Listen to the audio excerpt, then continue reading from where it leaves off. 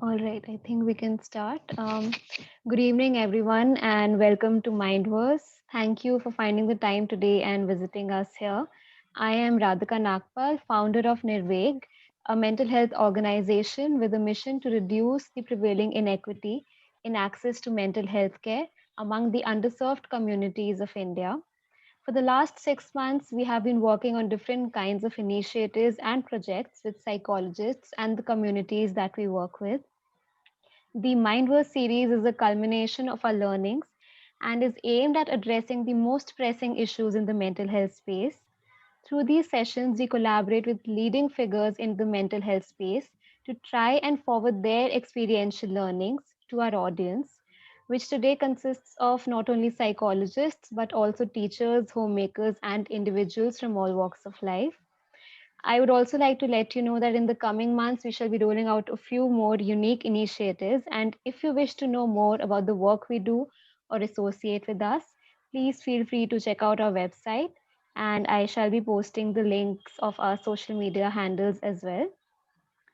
We're very happy to have you all, and I welcome you to our third session today, the psychology of cyberspace, decoding cyber psychology in India.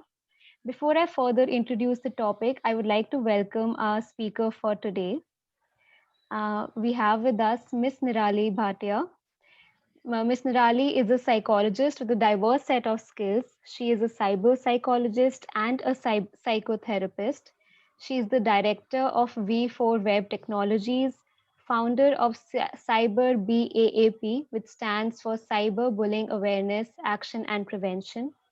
She is trained as an internet addiction therapist in addition to therapies and techniques such as hypnotherapy, play therapy, CBT, REBT, and much more.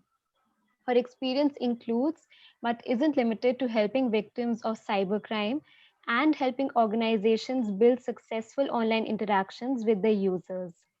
And she's also a TEDx speaker. We're really honored and excited to have you here, and thank you so much for joining us today. My Uh, pleasure, Radhika. And before we start with the discussion, I would just like to let you all know that we shall be taking questions at the end of the session. And in case you face any technical or network issues, please rejoin the call with the same details that I have sent out to everyone. All right. So, Nirali, cyber psychology, from what I understand, is that it's everything related to the study about how and why does human behavior change in the online world. So, could you give us a more detailed definition of cyber psychology? Firstly, a big thank you for inviting me, and I really appreciate the initiative that you are and your organization is taking forward. I think if each one of us takes up one such, mission to join towards a larger vision of ensuring that the mental health gets its due significance Hmm. in all aspects, whether it's in cyberspace or it's in Right. a real world or a physical space. So yes, coming to the question, cyber psychology by definition means an area of research where we try and understand the impact of internet technology on human mind, behavior, decision making, these three parameters largely. Now, this term is actually it's not really very new. I mean, in countries like USA and UK, it is almost 2 3 decades old term. But in India, it is very new. I would say not more than 3 4 years old, and I got the Yes. privilege to be amongst Hmm. the first cyber Hmm. psychologists of this country. What interests me over here is like now the way internet is becoming such an integral part of our lives. It has become utmost important for us to understand in what ways is it impacting us, in which all Absolutely. areas of our lives it's playing what kind of role. And if we understand the subtle impact what it is having on our lives, on our behavior, on our thought processes, on our belief systems, on our decision making abilities, we can manage and work in better sync if we understand how is it impacting us. to, Right. to give you a simple example, so far, whatever we hear in media is by and large the negative impact of the way, cyberspace is influencing a lot of Mm. people. Like you look at the lynching that is happening around, the fake Mm. news that is going around, all of this is induced and spread because of the interactions in internet space without understanding why are we behaving like this. Would we actually do those things in our physical and real environment, which we end up doing in cyberspace? So Exactly. this Mm. whole it's a part of behavioral sciences. It's a stream from behavioral sciences, Yes. and it's completely revolving around the study of impact of internet technology on humans. So, as you rightly said, I mean, there are pros and there are cons, but the cons are being more highlighted nowadays. So, from True. what I understand, there is a difference in the behavior of how we as people, interact online and as compared to real life. So, why is there a Yes. difference in that? Well, that's a very relevant question, but a very broad question. There are various aspects to this. Let's go back to the basics. The way we humans have evolved over a period of time, the way our brain is wired, the way our mind functions, Mm. was not meant to deal with digital communication. So let's start with the communication as basis, because that was the primary use for which we started using internet space. Of course, now it's gone beyond communication. Now everything we do over here, but the way human brain is wired to understand communication in its totality is where at least 2 to 3 of our senses are triggered, where our gut is at play, our instincts are at play. Uh, but all of this is missing when we are interacting via a screen, when we are digitally interacting. So to give you a small example, let's say that if my phone rings at this time, now while I am in this particular session, I'm only going to choose that autoresponder saying that I cannot take your call right now, or I'm busy, whatever is Mm. preset over there. Now, the Mm. receiver has not heard me saying this, has not seen me saying this. There's no, the senses that are triggered in him Yeah. or her are not more than two. It's only a visual where you are, reading the text. Now, how you perceive that text, it completely changes the entire dimension of this conversation.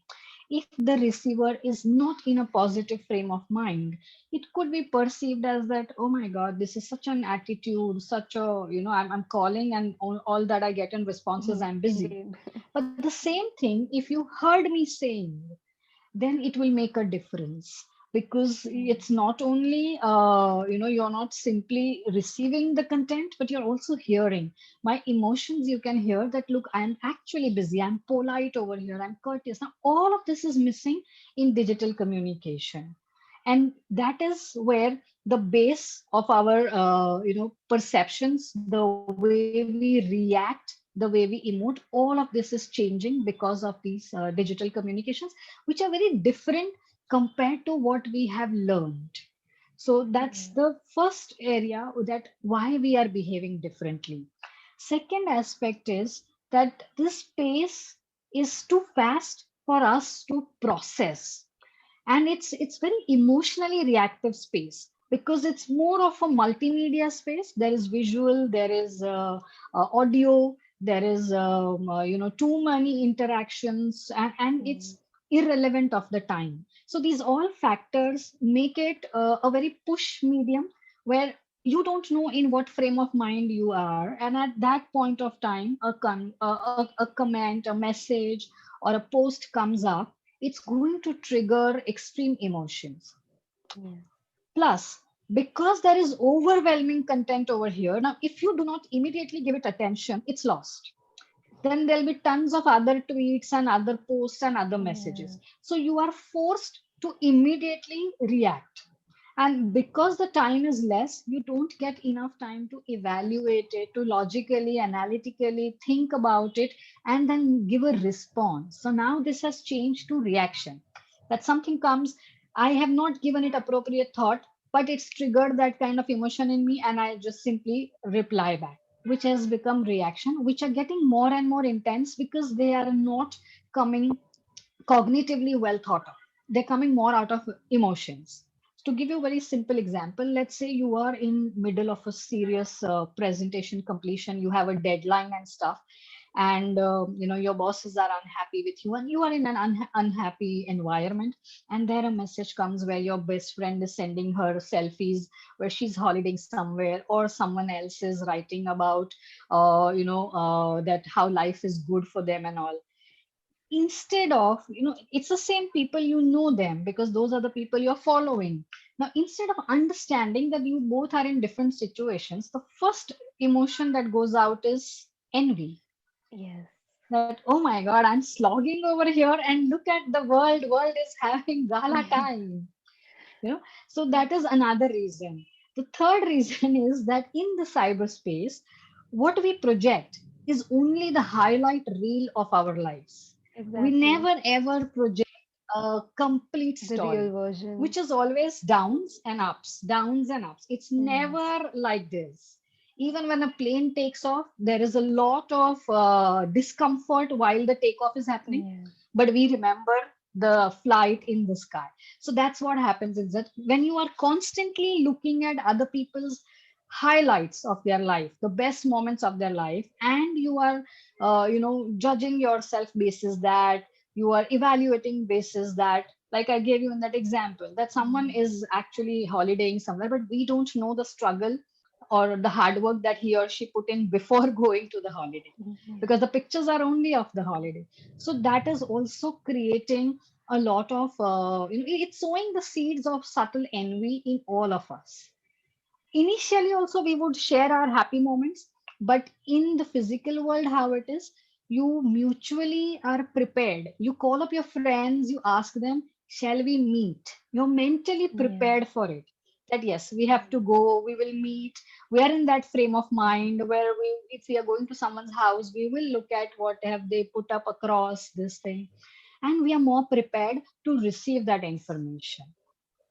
All of that is missing in this space. Yeah. So these are some of the triggers that are Mhm. actually inducing a lot of negative emotions, extreme reactions, and triggering, where logic is required, it's triggering emotions, which is Yeah. impacting the behavior big time. And as you rightly said also that we have been exposed to so much of internet in such a short duration of time, we haven't really evolved as much to understand how to take in this information, how to interpret it, and interact with it. So, and True. so, I mean, especially our generation has been exposed to a lot of internet. And I mean, as you also said, that definitely is related to our behavior interacting online. It makes us more impulsive. So, to understand in a little more depth, why do humans get addicted to, internet, the cyberspace, whether it's the internet or virtual games? I mean, what is the cause of addiction? Uh, Addiction is an outcome of an activity that makes you feel good, that induces pleasure, or that releases a brain chemical called as dopamine, where you constantly. So it's a cyclic process. You do something, it releases dopamine, it makes you feel happy, it gives you pleasure. You want to do it more and more and more. So same way, what you are doing in this space, if it is actually kind of inducing that kind of pleasure value for you, for some people it's very stressful, and yet they Yeah. are addicted to it Mhm. because they are getting addicted to, in fact, to combat the pain that would be there in their lives, and the pain Exactly. that To comes from divert. here. So that is one particular reason, that yes, because we constantly are in that loop. It's like a positive reinforcement, you can say, that Mhm. yes, I do something, I like it, it's fun, it's making me feel good, and I do more of it, and I do more of it.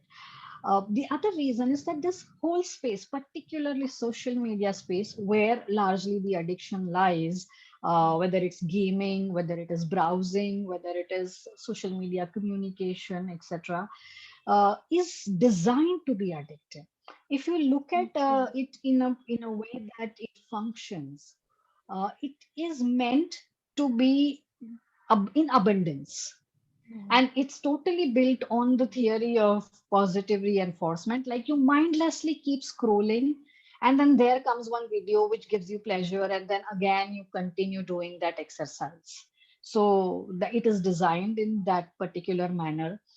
Also, uh, it's a space which is very, very non-judgmental. It's a space which you can access from the comforts of your house. Yes. You don't have to put in really lot of effort. So because of these parameters and 24/7 accessibility, easy accessibility, giving you instant gratification, these are the factors which make it much more attractive than any other. Simple thing, an example, like you're getting bored. When internet was not there, what we used to do, we would call up our friends that, hey, look, come, let's go somewhere. Yeah. And then the friend would say, Arey, no, I have my class, or somebody would say that I have some other commitment or something, and we would have no other option but to just stay back and continue getting bored. But today it has completely changed. You're not dependent on anyone's availability because internet is all the time available. It gives you instant gratification. Like you're bored, you log on to internet, social media, YouTube, etc. There's tons of stuff available, all varieties, Agree. catering to every single requirement. So that accessibility and availability is also making it extremely attractive. And lastly, which is also a very, very big factor, is this space allows you to be what you want to be. That also Precisely. makes it very, very attractive for a lot of people who are struggling with their own selves, with their own identities, with their own self confidence levels. Here this is an economically equal space. Gender wise, it's an equal. It does not treat you differently. It does not require any kind of code of conduct. We haven't learned those Mm-hmm. any, and they haven't been implied. Even if there are, they haven't been implied. So Yes, it's a space where I absolutely. can be anything, anyone, without any fear, without any pressure otherwise, which we have because of the societal norms in our real space. So these are some of the various reasons which make this space extremely attractive and addictive. Right. And, as you also mentioned, it's designed to function in that way. I remember that I read Yes. about this in an article once that Instagram started off with just pictures. Slowly, it moved on into a platform where people could interact. And now, I mean, it Correct. has the Reels version which was introduced.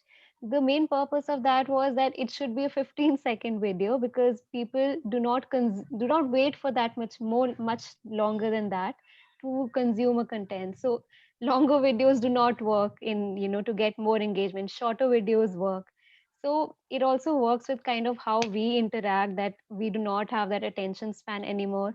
Of It's course, also vice versa. yeah. It's also vice versa, because we began with having enough attention to watch a 3 hour movie in a theater. Yes. But it's just that you imagine the bandwidth that will go if I allow three hours of this thing. So one video being watched by 100 people, which is a 3 hour video, 100 is the bandwidth max that I can allow for this moment. So my audience is limited to 100.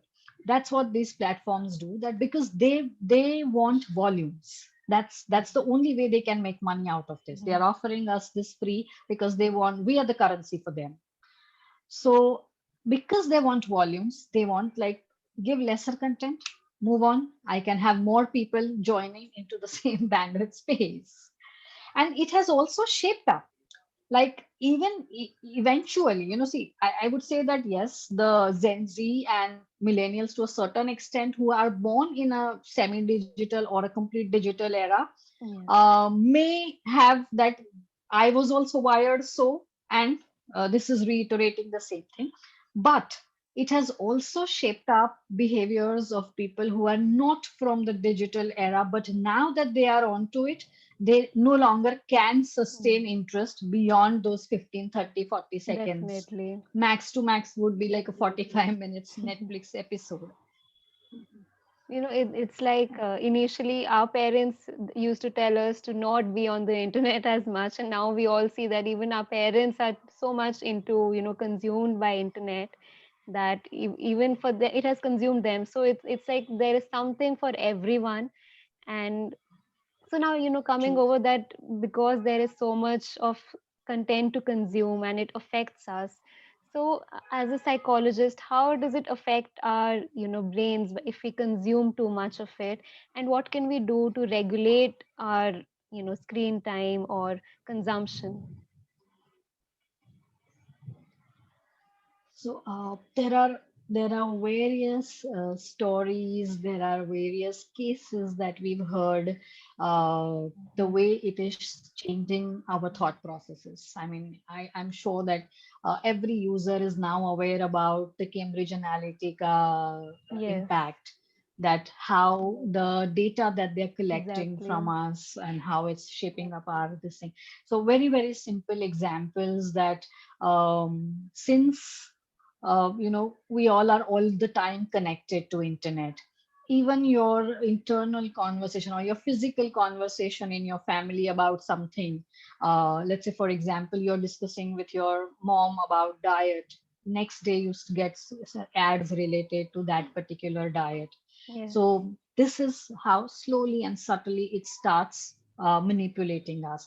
Also, now what has happened is, like, see, humans are social beings, so we are kind of attracted to, or let's say we actually navigate or go towards the herd mentality, which is being more and more reiterated in this cyberspace. It's like any video that you see, if it has lot of views, if it has lot of people watching it, liking it, you start believing that yes, this is what it is, without having any kind of source to validate that Yeah. information.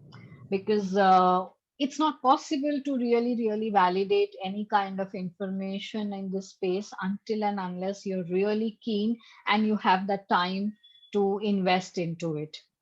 So anyone Definitely. with any kind of understanding that how these social media platforms have, how their algorithms work to make your content popular, can start manipulating your thoughts, your belief systems. uh, there are positives, negatives both about this. Sorry, there was some pop-up on the screen. Yeah. So there are positives, negatives both about this COVID and its prevention.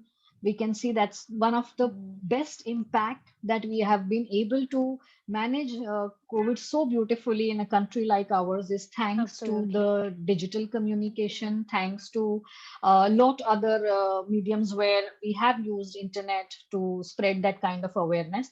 But it has come with its own pitfalls as well, where there were people with wicked interest or ill interest, and some sociopaths and psychopaths who also took advantage of that situation and created panic and Mm. fake news and all of this. So Definitely. in short, every content that we are consuming on internet, because we have no time, we have no resource to fact check it, to validate it, we are simply consuming and unknowingly also generating by forwarding it, by liking it. So this is how we are endorsing that content and making it popular. It has started impacting because of the an aggressive push mechanism of that particular content. Now at the same time, If you ask me that how do we keep ourselves safe, so we have to understand that the information that is coming on this particular space, what is the source? Like, to give you a simple example, media, news, everything has been there from decades. True. But whatever was printed in the physical paper, there was someone to take responsibility of that. But today you Yes. see it's at a click.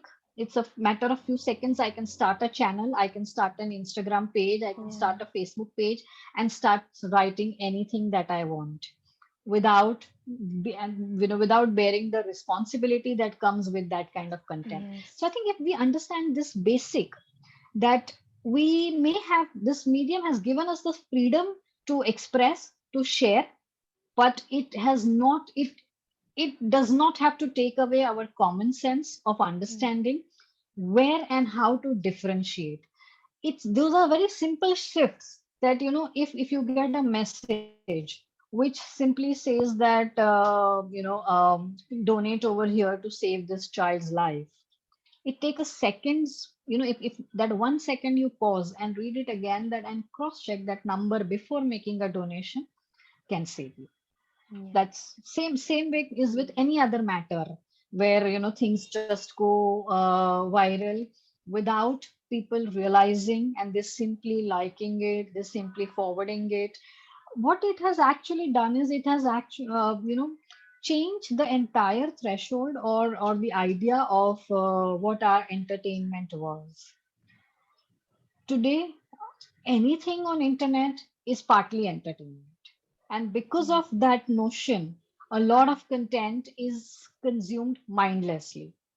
Because when it is labeled as entertainment, we really don't want to get into the nitty gritties of fact checking. We simply laugh over it, not realizing that what it works is that you may think it's an entertainment thing and you laugh and you like it and you forward it, but it is becoming fake propaganda. Yeah. So these differences of the way information is generated, circulated, and consumed is what is making this space very, very dangerous in terms of, changing completely our thought processes. Right. So, coming over now to, discussing a topic which psychologists in our audience would be particularly interested in. In India, as you said, that, it's only become a little more famous in the last 3 to 4 years. So, how can one become a cyber psychologist in India? Okay. Uh, Fortunately, now we have a course. So, Gujarat Forensic Sciences Yes. Institute, which is in Ahmedabad, Mm. they have launched an MSc program in cyber psychology during the COVID or during the lockdown times. And it's a good program, and there is an eligibility required for it. So, if you have done your bachelor's in psychology, and they have a little more, a short test, or it's actually not a test, a prerequisite form. If you Mm. fulfill those criteria, you can enroll for that. That's one. Plus, there are various other programs which are offered by different countries. Most of them are master's program. So, depending on why you want to enter this field, is how you choose what kind of course you want to take up in terms of Yeah. how you become a cyber psychologist. Uh, let's understand that the cyber psychology field has 2 to 3 aspects to it, which we can also call it as application areas. First is a research area where we need people with the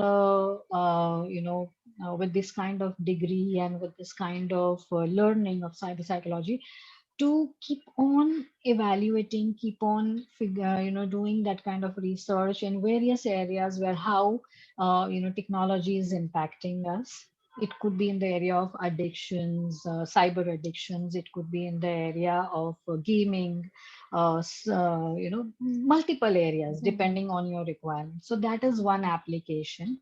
If you want to get onto the research domain, doing a master's degree is very, very helpful, because that's where it will teach you how to write the research papers, how to conduct it, how to gather data, and on internet particularly, and the subjects around.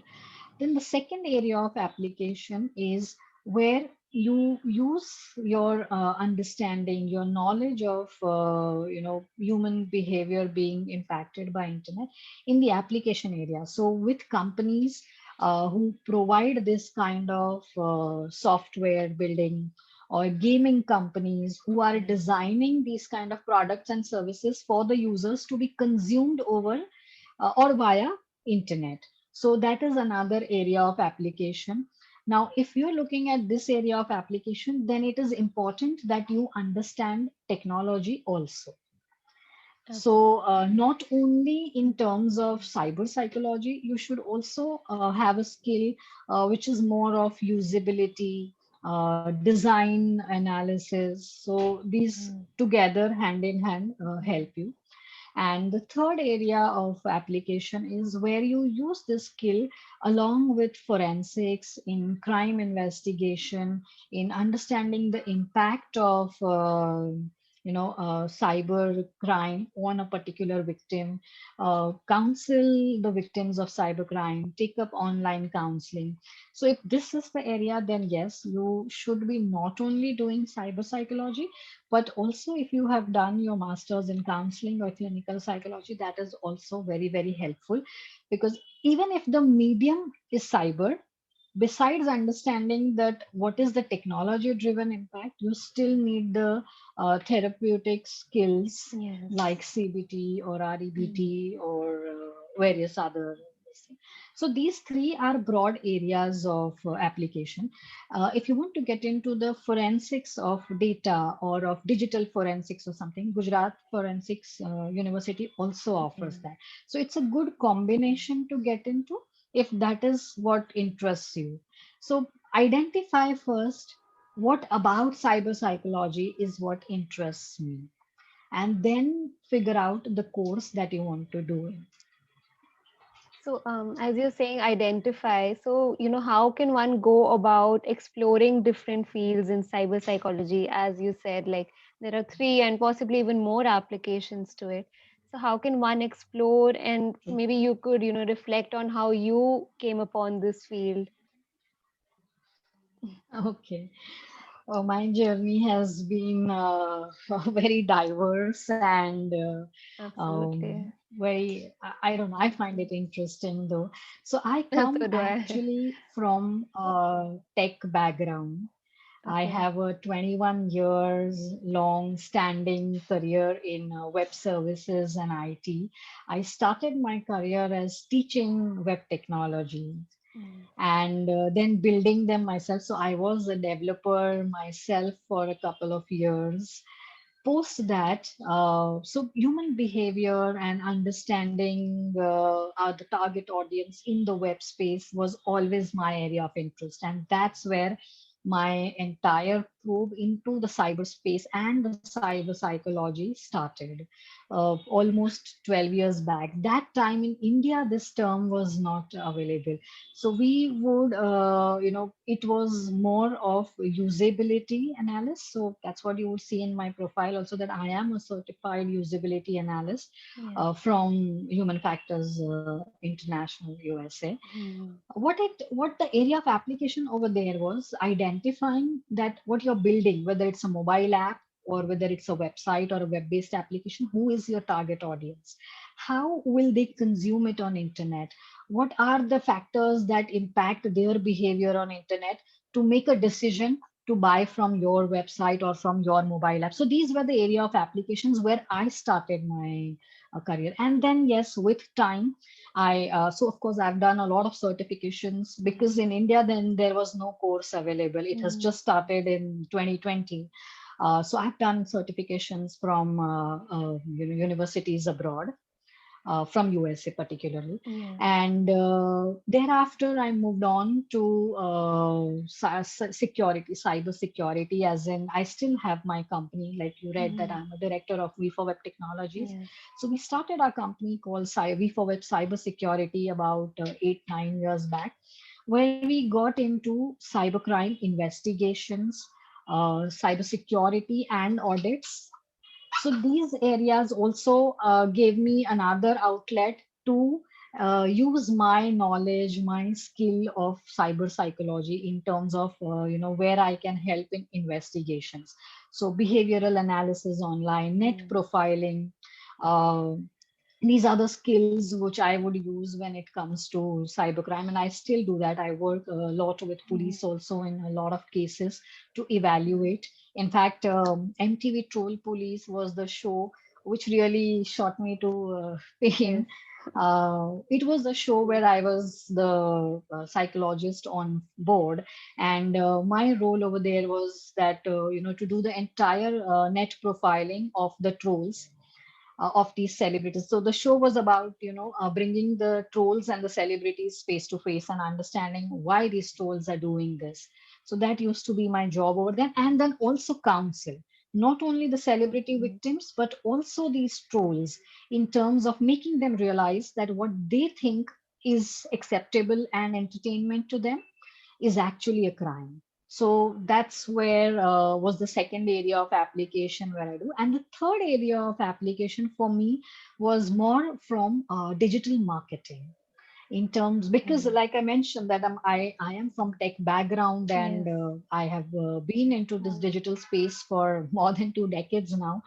It was a very natural progression that yes, now if I am communicating with my audience via internet space, via social media, via digital space, I need to understand more and more deeper that what impacts them, what kind of language I should be using, what kind of Yes. graphic I should be. So that's also where the key understanding of cyber psychology helps a lot. So this has been my journey. Now, if you ask me that how does one explore this and find out where my interest lies, the best way to do this is via internships. Most of us are very, very open to having young students, young minds as their interns. Give them that kind of space to explore, because theoretically things are very different, and in the field things are very different. Absolutely. It we may have multiple areas of application, but until and unless you put your hands in it and understand what kind of role is this, it's not going to give you a very, very clear picture that okay, I want to do this. Yes. Also, I would like to say that life is all about flowing. Flow with the opportunities. Don't set yourself into a box that look 5 years down the line, I want to see myself over here. No. When Yes. I started my career into this space, I did not know that the world will move on to cyberspace, and cyber psychology term will be coined and be Okay. used in India as well. It was only because I was open to moving along with the tide is where this entire journey happened. But if I would have, identified, this is where I want to go and this is the box I want to fit into, it would have never happened. So keep your ideas open. Understand that, with time, with age, and stage of life, the priorities keep changing, and basis that, and we also evaluate our likes dislikes change. Yes. Psychology is such a field where you really cannot work without passion. So to Yes. keep that passion alive, you need to be really, really very sure that I enjoy doing what I'm doing, because no two people are alike, no two cases are alike, nothing is similar, and it's like every time you have to start from scratch. There's no preset code that okay, this had happened then so I will apply it over here as well. No. So if you are that kind of a person who loves or who gets intrigued by that why is a very high quotient in your head, then this is something you must explore. It's a beautiful space. even if you don't make a career out of it, understanding cyber psychology will still help you sail through very beautifully in cyberspace. Yes, I think that's excellent advice. And as you also said, you started in a tech background. I think psychology is such a vast and diverse field that you can, club it with any specific area and it becomes a whole new different field. Absolutely. Last session we had was Yes, on forensic psychology, and even there, I mean, we got into the depths of investigation, investigative interviewing. So there are a lot correct. of opportunities where you can club in, and I mean, you are a perfect example for everyone how following, a different area has landed you in such a good position now, and you love the work that you do. True. So That's coming the key. Keep yes. enjoying what you do. So, coming to that how cyber psychology is shaping up in India, what do you think are the present opportunities there for people wishing to explore or work in this field? This is the best time to enter in this space because there's a huge demand. There is dearth in terms of resources. Alone, Nirali Bhatia can't reach at multiple Yes. places. And there might be a handful of us who have got the experience to move on, but we're more than happy to help. So this is actually the right time to move in. There's tremendous area of opportunities. You so there are multiple places where you can work. Like I mentioned, that if you're interested in forensics, in crime assistance, in counseling work and all, then places where you can work is with the police, of course, that's number Yes. one place.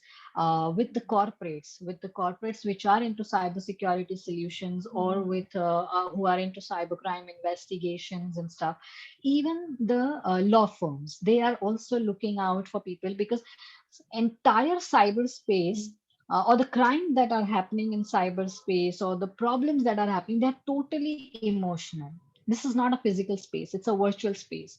So all it is doing is it's impacting our mind, our mental health, and our emotions. And hence, to deal with it, each area requires someone with this kind of skill set, where you understand. So I'll tell you my own experiences, that I've been approached by an insurance company that get on our board because they want to give the cyber insurance.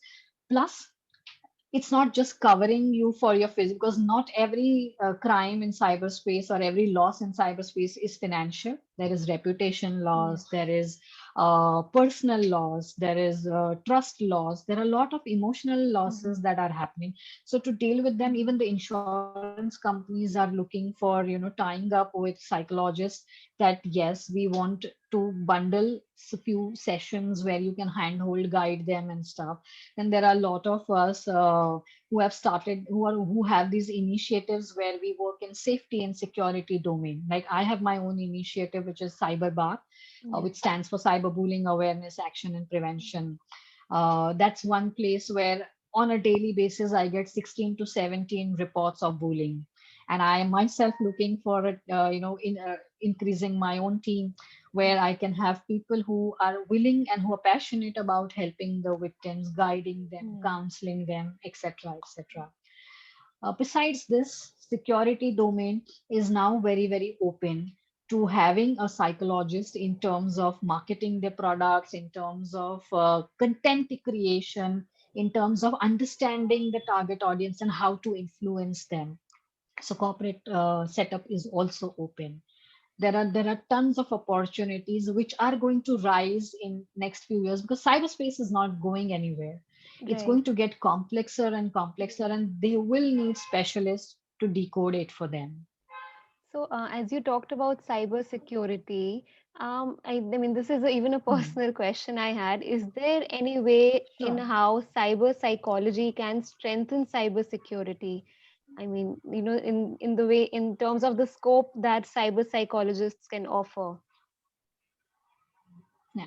So any cybersecurity plan is incomplete without having a cyber psychologist in place to handle the human element.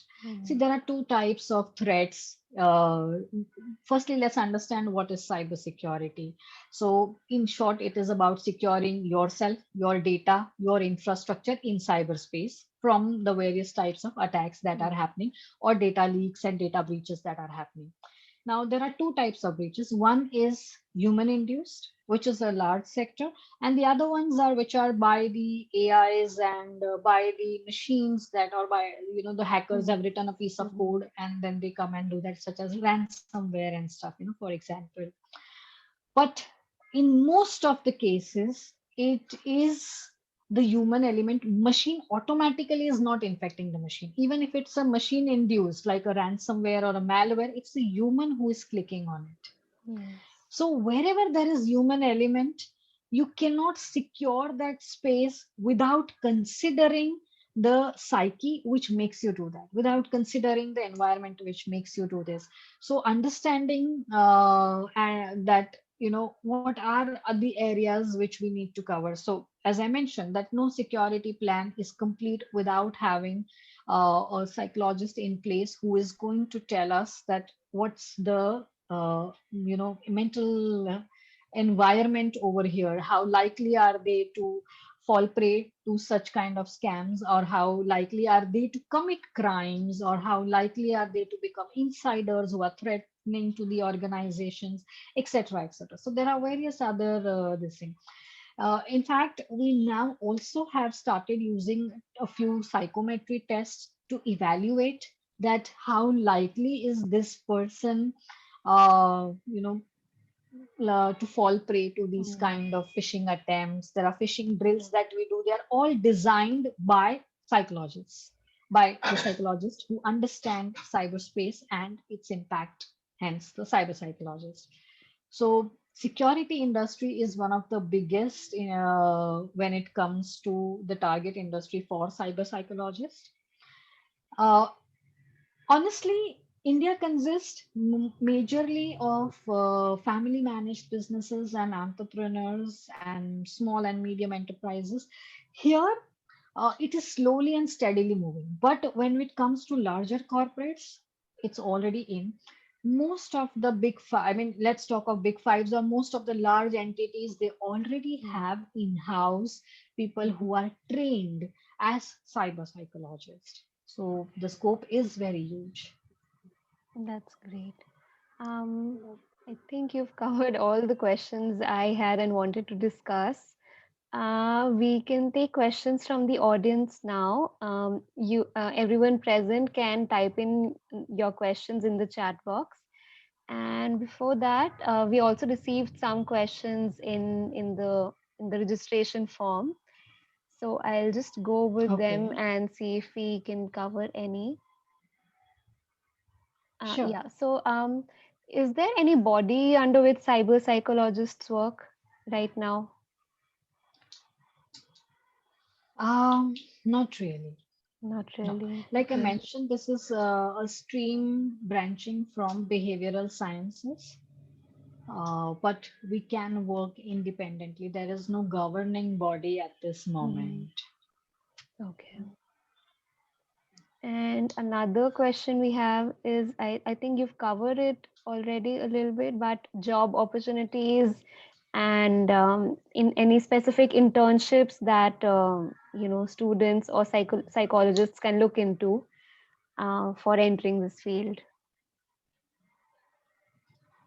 So there are a lot of organizations such as my CyberBAP who are on the look for the psychologist who we then train to deal with, or firstly we train them in understanding the cyber impact and then to deal with the victims of cybercrime. Not only dealing with the victims, also in terms of identifying the vulnerabilities and so. Mumbai itself has pretty many, like Responsible Netism is one such organization. My CyberBAP is another one. Then, nationwide we have Cyber Peace Foundation. So I know of a lot of organizations who are looking for interns where you all can get your hands-on training, understand if your interest lies over there or not. But let's understand one thing that whether you're doing it to explore it or not, if you are not going to put your 100% into it, it's never going to work, because this field demands that. Not only cyber psychology, overall the field of psychology does demand that. Right. We have some questions. Sure. The first one is, so someone's asked if they can pursue this along with CA. Absolutely, you can. But as I mentioned, most of the courses are masters. So Yes. they are content rich, and they do expect your time. So if you can manage, great. Person who has asked this question, I would counter ask you that why would you want to do it? Right. CA is a completely different field, Mm-hmm. and this is, I'm not saying you cannot do it, but if you answer yourself why, then you will have a better grip over how do you want to manage it. Like I'll tell you, I did my in fact I did my master's in psychology post 35 years of age, when, because I was a working professional, I was a young mother then, I did not have time to do it earlier, but I did it then because I was extremely passionate, and I was Yes. very sure in terms of application of this. I did my cyber cycle, which are still continuing because it does not Mm. end. This is a field which is going to keep on Absolutely. evolving. Every field does. Mm-hmm. But since here we are dealing with humans who are extremely, what do you call it as, they're constantly changing. And the Right. impact is constant. Even the cyberspace is such that it is changing too fast. So Yes. it is going to be a very demanding field. So So, if you identify that mhm, why you want to do, if you want to do it only for hobby sake, just for curiosity, interest, then don't get on to masters or something. Then look for certification courses like an introductory course to understand, or simply get on yes. a book. That could be a better solution. So, from what I understand, someone could have a graduation in a different field and still enter psychology field by doing a master's. Yes, Yes. you can, provided Mhm. those universities are Are so right. provided you have your you're from science or arts background, Mm-hmm. provided you have more than 50%, or I think it's 60% now in your bachelor's, then you are eligible. Mm-hmm. And depends where all and what all, which all university. So everyone will have their own rules. Like I have double masters. I had done my MCom back then along with my graduation and immediately in 2 years. But again, I had done it in organizational behavior. So that Yes. human element was It's always linked. intriguing for me, and it has Mm-hmm. been part of years. So, and after that, I did my MA. So it doesn't matter. Life is all about moving. I'm almost mid 40s and I'm still learning. Yes. So there's never an end to this. It's just that you got to be very passionate about what you are doing, whether it is CA, whether it is finance, whether it is doctor, whether it's lawyer, anything that you do, you can switch and move on, because cyberspace is something we all consume. Yes. So there's never a answer that no, no, you cannot Mm-hmm. do or you cannot learn this. No. Absolutely. I have received one question. Are there any internship opportunities which undergraduate students can explore? I'm sure there would be. Mm-hmm. I'm not particularly aware of any one where undergraduate or no. So I'll tell you my idea of like I'm myself. I've just got one in. We gave one internship and we have one more seat left for an intern. No, in fact two more. Mm-hmm. We have not kept the criteria as undergraduate or postgraduate. All we look for is someone who is passionate about what he or she wants to do, because internships are not paid.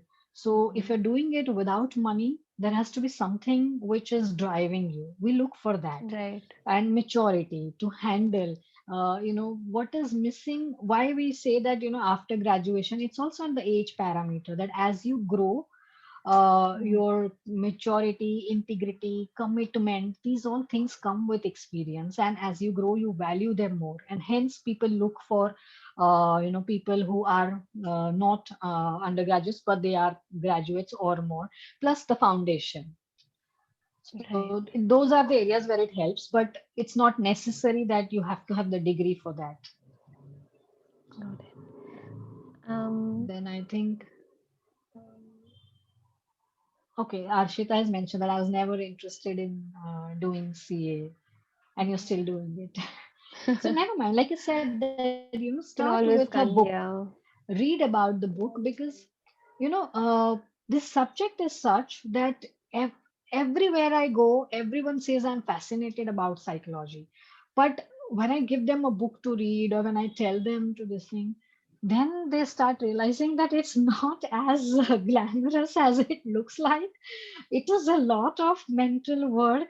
It Yeah. cognitively wears you off, because you can't constantly be wearing that analytical hat. Mm. The switch is what tires you. So always start with a book. And today you all have so many options. There are videos available. If you're not into reading, at least you can get onto video. In our days, we didn't have an option. It was only physical books. So explore from there, and then if it interests you further, then you can take up short courses, or certifications, and get onto this field. Yeah, I can see one question from Vaibhav, which is how to protect our mental health in cyberspace. Any Mhm. method to not be affected by all the stuff present online, because sometimes it can leave a lasting impact on mind. Well, Vaibhav, it's not sometimes. It leaves every single time. It's just that it doesn't surface until you give it a significant thought, or until it resonates with something that has happened in the past. So, the key lies in two things that you do. First is you understand your own personality, that how sensitive are you, how influenceable are you, how we have in our psychology terms, we say when we do a personality assessment, we come up with these terms as in introvert, sensing, judging, etc. So get yourself, know yourself better, and then you can understand, once you've understood that, well, I am a sensitive person, then I know what places to avoid, what kind of content to avoid. If I am a person who is very, very influenceable, I'm in the most extreme state of mind, whether it's extreme happiness or it's extreme sadness. Sorry,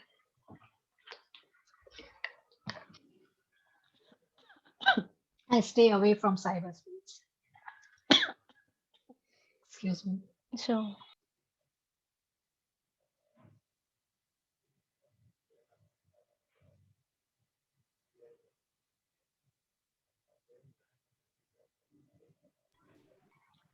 Sorry.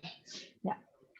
So, understanding self is very important. Basis that, always remember two rules. First, practicing the pause in cyberspace. Anything that you come across, if it triggers that kind of emotion in you, immediately do not react, impulsively do not react.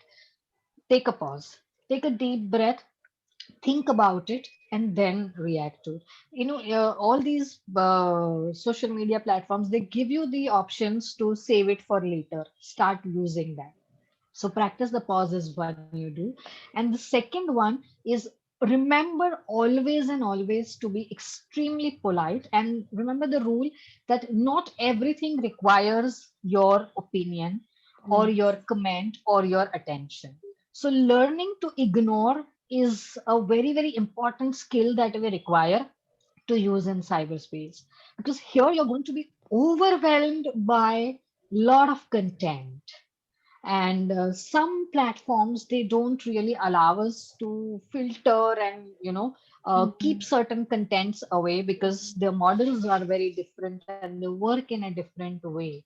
So it's important that we learn that not everything needs our attention. Learning to ignore becomes very, very easy. Once you understand these factors yourself and this, then you will be able to keep yourself safe and have a very meaningful presence on internet. Yeah, I hope I have answered your question. Oh, Then there is, I have a master's in clinical psychology. Could you please tell me which are alternative courses in cyber psychology other than masters? So, Varsha, as I mentioned, in India, we do not have any other alternative certifications. But if you Google, there are universities in Ireland, in Germany, and one or two in US, which are offering certificate courses. So you can take up those. They might be a bit expensive, but these are the only ones available right now. So so you can try out those. so Yes. after doing a master's program in these countries, can one come back to India and practice as a cyber psychologist? Yes, very much. Mm, Absolutely. right, Like I because the mentioned, that see, this is not a clinical space. yeah. You're not working as a clinical person if you are a cyber psychologist. You're more into research work, you're more into application area work, or if you have, along with cyber psychology, you've done forensic psychology also, Mhm. then you're working into those spaces which are more objective and work. They're not clinical work. So you can come and practice. That's absolutely not a problem. Uh, uh, Thanks to COVID, there are a few universities who have started an online model also. So, you save the cost of traveling to those Yes. country and Mm. staying over there, which is also a huge cost. Like the one of the most beautiful courses of cyber psychology offered till date is one by university in Germany, but it's amongst the most expensive ones because of course they are charging in euros. It's a master's program, Mm. but in Indian currency it goes about 10 lakhs. But it's one of the best curriculum that I have come across. It's completely online. But yeah, so if that's an investment you're Mhm. ready to do, then go for that course. I can simply vouch for it. I love the curriculum. I know one or two people who are teaching that over there. It is really, really beautiful. And but yes, it is a big investment. The certification courses are not so pricey. Though not everyone is offering online yet, particularly the curriculums of the ones offered by IIDT, which is an Dublin-based university. They have good curriculum, but they're not offering 100% online. So you have to go there, live there, even if it is 6 months or even if it's a part-time course. Things are changing overnight. Set up an alert in name of cyber psychology courses. So anything that Mm. comes up, you will get an alert, and that's how you can stay updated on what all offerings we have. Yeah, So Arshita has the question: asked if do you there's offer online? Ha, sorry, yeah. go ahead. Yeah, Arshita was asking, I think, is there any age limit to that, to the courses? I am guessing she means. Uh, no, thankfully not Mhm. yet.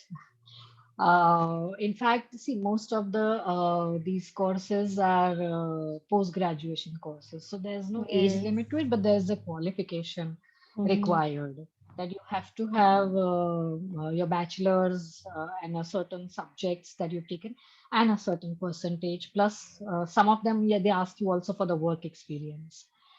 So thankfully, there is no age limit. Hmm. Otherwise, I would have not got the Yeah. opportunity to take this up because, as I said, that it all started for me just 10 years back when I was mid Mhm. 30s.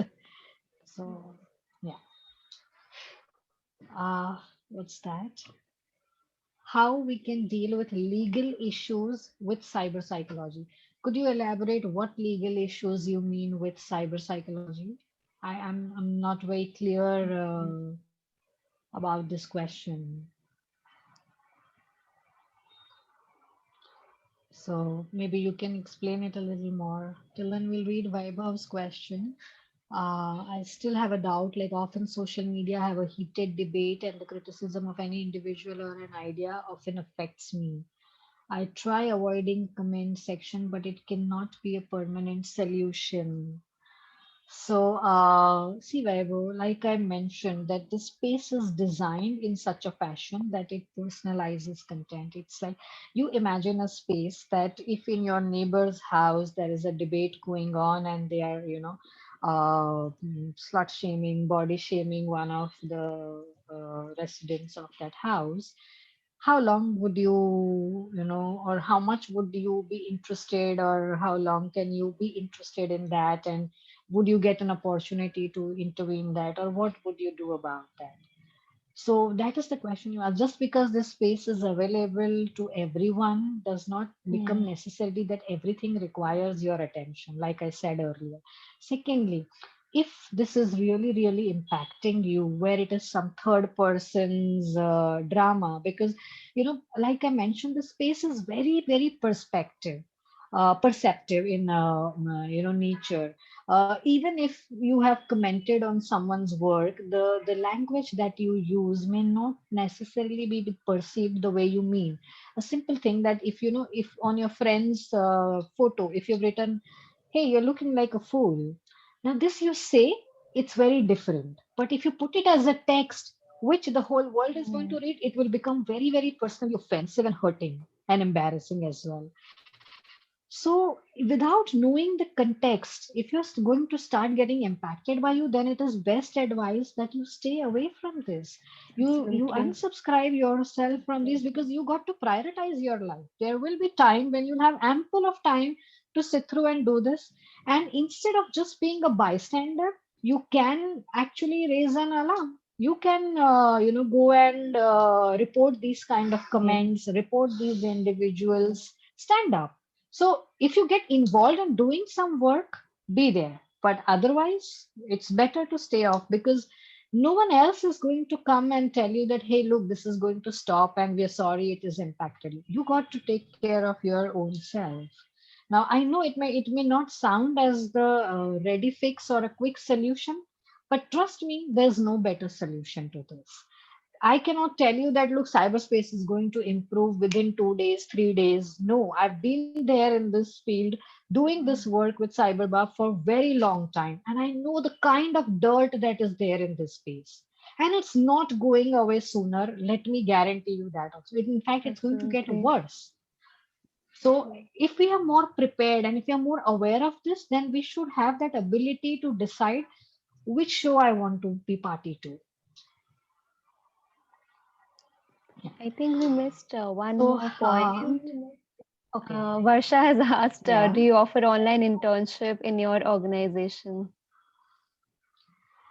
Varsha, I did that, but now I really am looking for someone who's based out in Mumbai and who's ready to come to the clinic because it's very, very time consuming when it is an online thingy, and that kind of connect misses, that human element is missing, So now no longer we are offering. We are also enjoying that if this is a physical kind of internship that we can. So if you have anyone who is based in Mumbai and is happy to join us, we are more than happy to you know offer you that internship.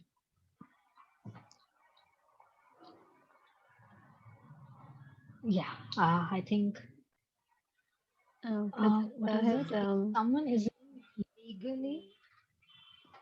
Yeah, I was reading Prajakta's mhm. response, which is if someone is in legally with cyber issues, then how cyber psychologists deal with it, how they make them caught legally. Okay. Oh, that's interesting because that's exactly what we do in the initiative that I've started, the organization CyberBar. So if you have been a victim of cybercrime online, We help you, we guide you, we counsel you, we help you how to report this online to the police, when to involve a lawyer. We do have on our board cybercrime investigators and cyber lawyers who can help us deal with this. So to give you simple example, let's say for example, I came across a case or a victim who's been targeted for online grooming. Now, in this case, because the victim was under age of 18, it became very, very significant that we report it online because it becomes a POXO case. And, we Yeah. get the family a lawyer to guide them in terms of how to, build their entire case. As a cyber psychologist, the role over here is to sensitize the victim to be able to guide them, counsel them, because this entire cyber crime is not physical. There's no wound visible. So nobody empathizes with you. Nobody understands the pain that you're going through. It's where, as a cyber psychologist, your role as a counselor plays very big, relief to the victim over here, where they believe that they are victims. Most of the cyber crimes, whether it is bullying, whether it is harassment, the perpetrators, they make the victims believe that it is their fault and they have brought it on to them.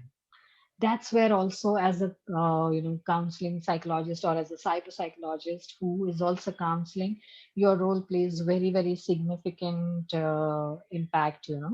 So these are the areas where we can, and legally we can assist them, connect them to the right people, because that's also part of, though as a cyber psychologist, even if you have basic understanding of laws that govern cybercrime in our country, it is very helpful to be able to deal, guide, and counsel. Right. I think Yeah. that is all. Yes. Yes. All right. Yes. So thank you so much, Nirali, for joining us. It's been a really Most welcome. interesting conversation. I have personally enjoyed listening, and I think there has been something for everyone, whether they are psychologists or not. And it's really interesting to know that this is a field that is going to expand in the future with a lot of opportunities. So thank you again for Absolutely. joining us. And thank you to everyone else who joined as well and participated with us. We would be posting some snippets from the session on our social media handles so that you can access it later on as well. So feel free to follow us on our social media channels. And thank you everyone and have a good day.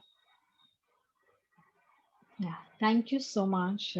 Thank you, Radhika, and the audience for keeping this session alive with your questions, Yeah. because otherwise it gets too boring. Only I am Yeah. sharing, I'm not learning, and Mm. it's very interesting when people ask, and we get to know, their perspectives as well. So thank you so Absolutely. much for being an interactive audience, and wish you all the best, especially the one who's doing CA. All the best. Mm. Do your best and leave the results, as in, leave that part Yeah. aside. And if you all need any further information, any guidance ever, you can write to me. My website is niralibhatia.com. My email IDs and my contact numbers are there on the website. I'm also, you can follow me on Instagram, Twitter, LinkedIn. It's everywhere, Nirali Bhatia. And you will be able, now that you've seen my face, you'll be able to identify the account better. You can, if ever, unfortunately, you fall prey to any kind of cyber nuisance, do not hesitate to report on our portal cyberbap.org. I will put that in the chat for the Yeah. spelling. And we will be more than happy to help you sail through that. Yeah. Oh, I think I've spelled org spelling wrong. Yes. But CyberBAP is correct. So that's the URL where you can report. This is our portal, and we'll be more than happy to help. Yeah. So once again, thank you so much, and Everyone have a good night and a lovely, meaningful presence in internet. Thank you. Thank you so much. Bye bye. Radhika, shall I take your leave now? Yeah. Yes, definitely. Thanks. Bye bye. Thank you again for joining. Bye bye. My pleasure. Bye.